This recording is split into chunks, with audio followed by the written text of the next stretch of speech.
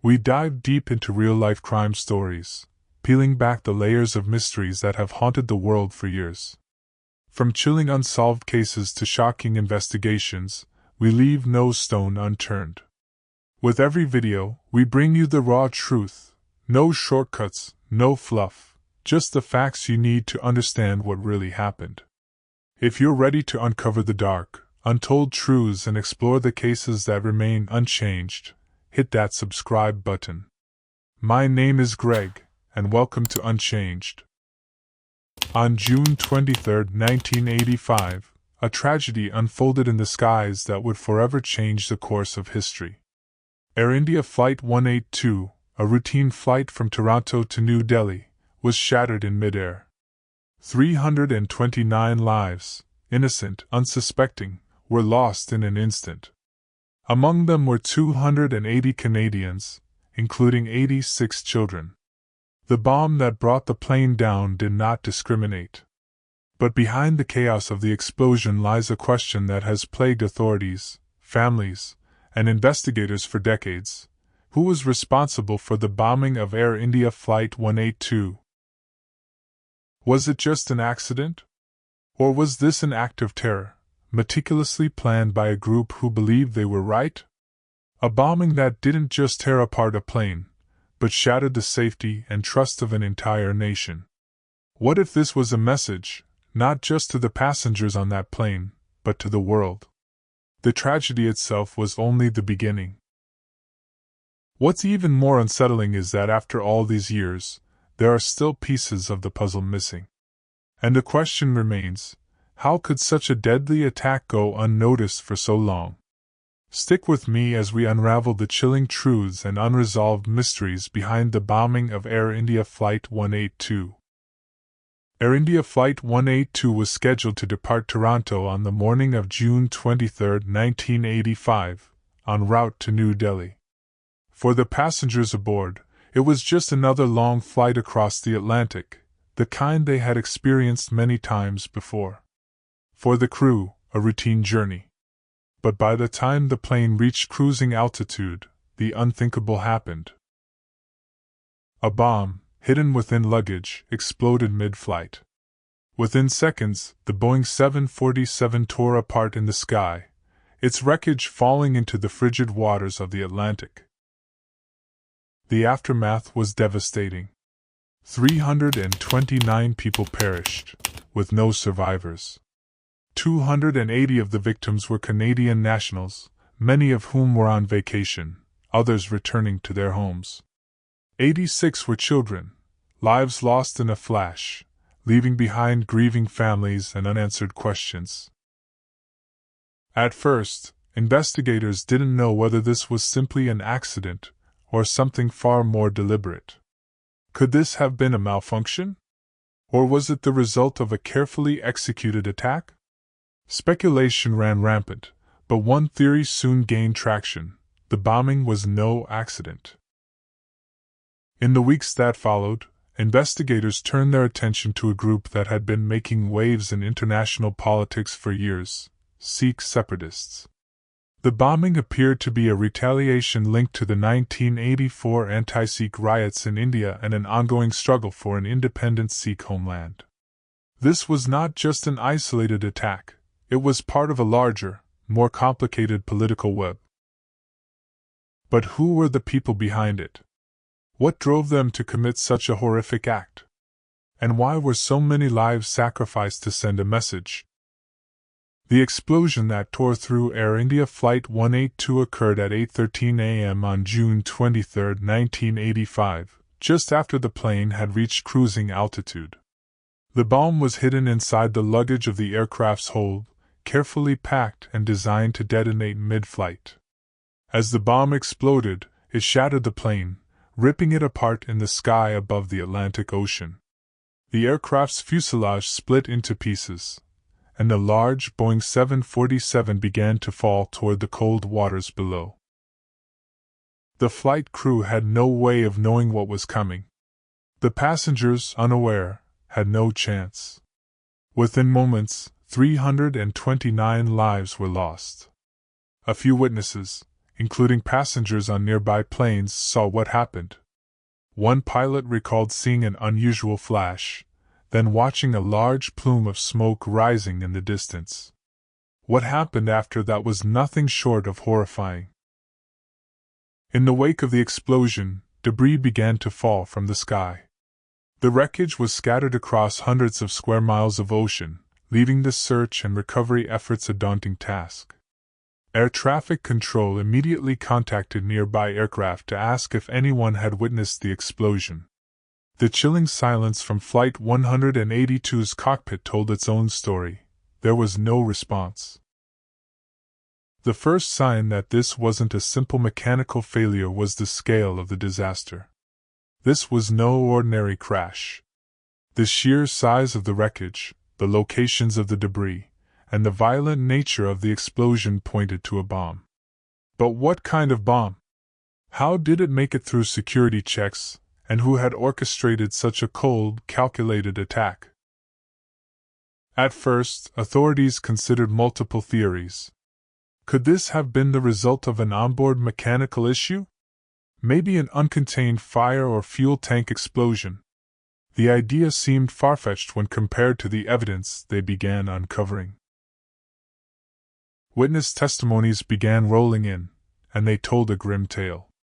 One flight attendant from a nearby aircraft recalled hearing a faint noise, followed by an abrupt silence, then a bright flash in the sky. Another witness, a commercial pilot flying nearby, remembered seeing the plane break apart into pieces mid-air. Air traffic controllers, still in shock, tried to contact the aircraft. One controller's voice was heard saying, "We have no contact with the aircraft." There was a brief pause. The wreckage was falling. Search and rescue teams began combing the area, finding pieces of the airplane in the Atlantic Ocean. But the real breakthrough in the investigation came when authorities discovered small, charred remnants of a bomb. The more pieces they examined, the clearer it became. This was an act of terrorism, not a random accident. As investigators delved deeper, the evidence painted a clearer picture of a premeditated attack. The bomb, as forensic experts would later reveal, was a powerful explosive device, capable of destroying an entire aircraft. But how did it get on board undetected? The investigation took a turn when the first suspects came to light. It was soon discovered that a network of individuals tied to Sikh extremist groups might have been involved. The Babbar Khalsa, a militant organization pushing for an independent Sikh state, had been operating in Canada and elsewhere for years, and their anger toward the Indian government was well documented. The bombing was believed to be retaliation for the brutal events of Operation Blue Star in 1984, when the Indian government stormed the Golden Temple, the holiest site for Sikhs, to eliminate militants. The operation led to widespread violence and sparked outrage within the Sikh community, especially in Canada, where many Sikhs had fled following the violence. As more details came out, authorities began to suspect that Sikh separatists were behind the bombing of Flight 182, but they had little concrete evidence at first. There were whispers about a man named Talwinder Singh Parmar, a known Sikh militant, who had been linked to several violent actions in the past.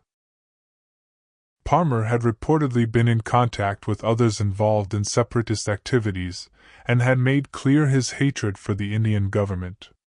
Authorities began to piece together a chilling narrative. Parmar and others had planned the bombing as part of a broader, violent campaign to make their voices heard and avenge the massacre at the Golden Temple.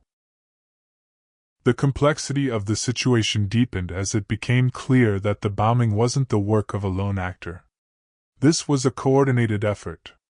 Several people were implicated, some of whom were operating within Canada's borders and had been for years without drawing attention from intelligence agencies.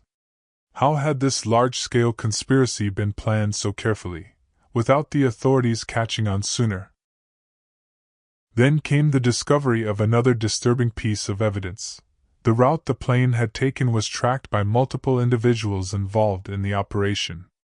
Investigators found that the attackers had carefully watched the flight path, making sure the bomb was detonated at the perfect moment. This was no impulsive decision, it had been planned meticulously. The first major breakthrough came when the bomb's remains were sent to forensics labs, where experts confirmed it was not only sophisticated but specifically designed to target civilian planes. This was far from a random act, it was a deliberate, premeditated attack with clear political motives behind it. However, as much as the authorities began to uncover about the plot, they were still missing the critical piece that would tie it all together. The identity of the mastermind remained elusive, and the question loomed: who was pulling the strings behind the bombing of Air India Flight 182? Meanwhile, whispers of possible cover-ups began circulating. How had authorities failed to detect this impending attack? Had there been intelligence about the plot that had been ignored, dismissed, or mishandled? Was there a systemic failure at play, or was something far more troubling happening behind the scenes? The investigation, now expanding internationally, involved the Canadian authorities, Indian intelligence agencies, and even the CIA. Yet, the more they investigated, the more questions they had. How had such a carefully organized plan slipped through the cracks? One thing became clear: the bombing wasn't an isolated incident. This attack was part of a larger movement, a war, perhaps, that had been waged against the Indian government by extremists. The reach of their influence stretched beyond Canada's borders, and their intentions seemed clear: violence in the name of political and religious revenge. Yet, despite the mounting evidence, something dark remained in the background.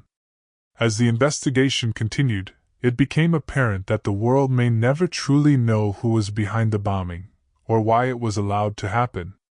There was always more to uncover, but much of it remained hidden, shrouded in a veil of secrecy and unanswered questions. The investigation into the bombing of Air India Flight 182 took a more disturbing turn as more evidence came to light. What was initially thought to be a random act of terrorism began to look increasingly like a highly orchestrated, political attack, one that had been planned for months, if not longer. The breakthrough came when bomb fragments, recovered from the wreckage of the aircraft, were sent to forensic experts. After a thorough examination, it was confirmed that the bomb used in the attack wasn't just any explosive, it was a sophisticated device, specifically designed to bring down a commercial airplane mid-flight. This discovery was chilling in its implications. This wasn't just an ordinary act of terrorism, it was a deliberate attempt to destroy an innocent civilian plane. And the more the authorities dug, the clearer it became: the perpetrators were not just random extremists. They were part of a much larger and well-coordinated plot with deep political motives. Then came the revelation that sent shockwaves through the investigation. After analyzing the bomb's components, investigators discovered that the explosives used had been sourced from outside Canada. The evidence pointed to Sikh separatist groups with strong ties to radical factions in India. These groups had long been campaigning for an independent Sikh state, and the bombing was believed to be a violent, retaliatory act against the Indian government. The investigation turned its attention to the Babbar Khalsa, a militant group responsible for several violent acts against the Indian state. This was a group that had been actively recruiting and planning attacks for years, but until now, they had avoided detection. But the investigation into Flight 182 revealed their hand, quite literally. Some of the bombers had left behind traces of their involvement. Key figures emerged from the shadows as potential masterminds behind the attack. Talwinder Singh Parmar, a prominent Sikh separatist leader, was quickly identified as one of the central figures in the plot. Parmar, an advocate for the creation of an independent Sikh homeland, had been implicated in several earlier attacks and had ties to the Babbar Khalsa. He had been actively recruiting members for years, attempting to further the cause of Sikh independence through violence and terror. It was discovered that Palmer had been in contact with other militant separatists, both within Canada and abroad. One particularly chilling fact was revealed: Palmer had been aware of the flight's route well in advance, and the timing of the attack was no coincidence. The bomb had been planted strategically, not just to kill, but to send a message. The bombers knew exactly when and where to strike. But the story didn't end there. Despite the mounting evidence, Palmer, who was believed to have masterminded the attack, was never convicted. Despite his ties to the bombing and the mounting evidence against him, the case against him began to unravel. This was a turning point in the investigation, one that raised even more questions than answers. How could authorities have failed to convict such a high-profile suspect, despite overwhelming evidence? As the investigation expanded, it became evident that Palmer was only one piece of a much larger puzzle. The authorities were forced to examine the role of other individuals, some of whom were connected to powerful networks of Sikh extremists who had been operating with relative impunity. But the deeper investigators went, the more troubling the situation became. Intelligence agencies, both Canadian and Indian, were brought into the investigation. And here, too, more shocking revelations emerged. Despite evidence that seemed to connect key suspects to the bombing, the authorities struggled to move forward. The question that loomed over the entire case was, why had so many red flags been missed? Investigators began to suspect that intelligence agencies had known about the threat but failed to act in time. How had these groups been allowed to operate so openly, without significant interference from law enforcement? Were the authorities simply too slow to respond? Or, as some began to speculate, had there been an intentional cover-up? One of the most frustrating aspects of the case was the failure of key players in the investigation to cooperate. It seemed that crucial information was being withheld, whether by government officials or intelligence agencies. There was a growing sense that something far more disturbing was happening beneath the surface: a cover-up, a lack of political will to act, or simply a case of missed opportunities that allowed the attack to unfold. But the real twist came when investigators turned their attention to the CIA. It was revealed that the agency had been closely monitoring Sikh separatists for years, especially those linked to Palmer and the Babur Khalsa. The CIA had gathered intelligence on these groups, yet somehow, this information had not reached the Canadian authorities in time to prevent the bombing. This revelation raised even more troubling questions. Had the CIA known more than they let on? Could the United States, embroiled in its own Cold War politics, have intentionally withheld information that might have stopped the bombing? This was a dark turn in the investigation, one that suggested the bombing was not just a local tragedy but part of a global web of politics, secrecy, and miscommunication. The failure to convict Palmer, despite the mounting evidence against him, became a source of outrage for the families of the victims. Many saw this as a massive miscarriage of justice. But there was another angle to consider. Could Palmer have been just a pawn in a larger geopolitical game? Was there a higher power, a government entity, behind the scenes preventing the true masterminds from being brought to justice? The investigation continued to unravel, and with each new piece of evidence, the case seemed more complex, more layered, and more unsolvable. But one thing was clear: the bombing of Air India Flight 182 wasn't just a random act of violence. It was part of something much larger, a political conspiracy, a global network of radical groups, and a series of failed intelligence operations that allowed the attack to happen. And as the years went on, the world was left with one unsettling thought: who were the real masterminds behind the bombing, and why were they never held accountable? Despite mounting evidence pointing to Sikh separatist groups, especially the Babur Khalsa, and the role of Talwinder Singh Palmer, the investigation into the bombing of Air India Flight 182 ended in frustration. Palmer, believed to be the mastermind, was never convicted. How could someone so involved in such a brutal attack escape justice? This failure raised painful questions. How could authorities miss so many red flags, especially when they had enough evidence to act? The victims' families and the public felt the weight of this injustice. Was it simply poor law enforcement? Or was there something deeper at play, such as political pressure or a deliberate cover-up? What made the situation even more troubling was the knowledge that international intelligence agencies, like the CIA, were aware of Sikh separatist threats but failed to prevent the attack. Despite years of surveillance, nothing was done to stop the bombing.